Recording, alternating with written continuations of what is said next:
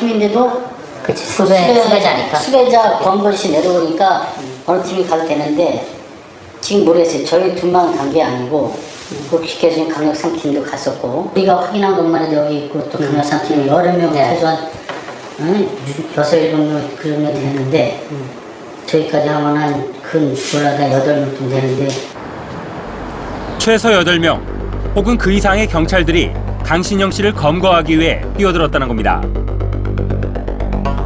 하지만 범인을 검거하는 데만 급급했지 정작 진범인지 밝히려는 의지는 경찰에게 없어 보였습니다. 그런 점 있으면 검찰에 가서 밝혀달라고 그러라. 그래서 수사는 어디서 하는 건데 검찰에다가 가서 내가 밝혀달라고 그러냐? 응? 당신들이 수사를 똑바로 해서 검사 지휘 받아야 될 거 아니야? 응? 그렇잖아요.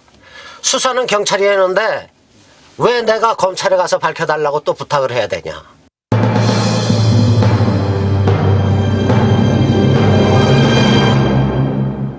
공 기자, 보이직식 수사의 전형인 것 같습니다. 네, 그렇습니다. 김길태 사건이 터졌을 때 인천 지역에는 모두 6건 정도의 미해결 성폭행 사건이 있었다고 합니다. 이 가운데 강 씨만 유일하게 검거가 안 돼서 경찰들은 상당히 부담감을 안고 있었습니다. 경찰 수사가 상당히 무리했던 것 같은데 검찰 단계에서는 수사가 제대로 됐습니까? 강 씨가 더 억울하다고 생각하는 것이 바로 이 부분이라고 합니다. 이 과정까지는 그럴 수 있는데 강 씨는 경찰 수사 과정에서 자신과 피해자 모녀가 진술한 범인이 상당히 다르다는 것을 알게 됐습니다. 26일이거든요. 이게 이제 이거잖아요.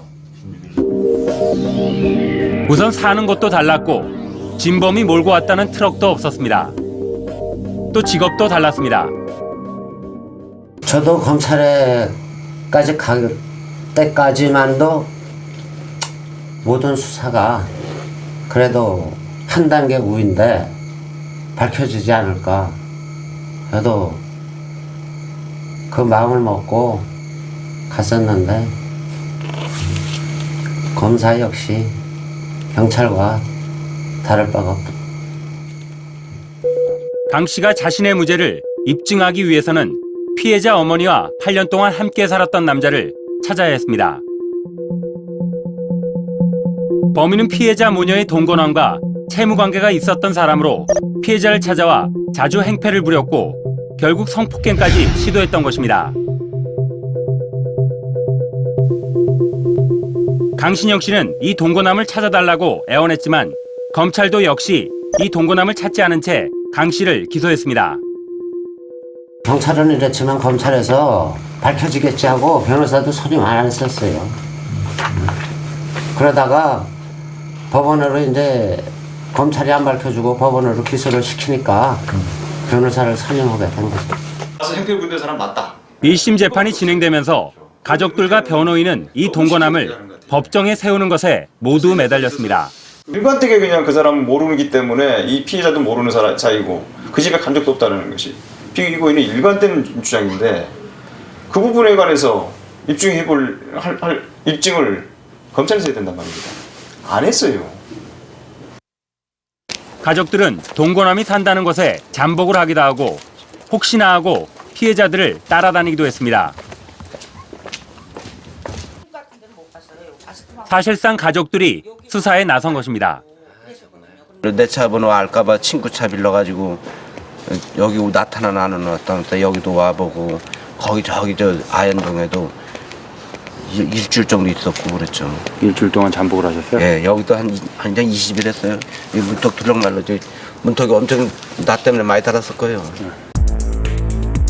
결국 동거남을 찾는 데 실패했고 강 씨는 징역 5년형을 선고받았습니다. 5년 동안 신상 정보도 공개됩니다.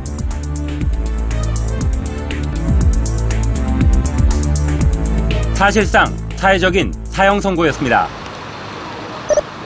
강 씨는 항소했고 고등법원에 가서야 핵심 증인인 동거남을 찾을 수 있는 길이 열렸습니다. 강 씨의 주장을 귀담아 듣기 시작한 것입니다. 판사 생활을 아직까지 하면서 이런 수사 기록은 처음 보겠다 할 정도로. 그리고 이제 제가 이제 진정서를 많이 내고 그러니까 이건 뭐가 있다.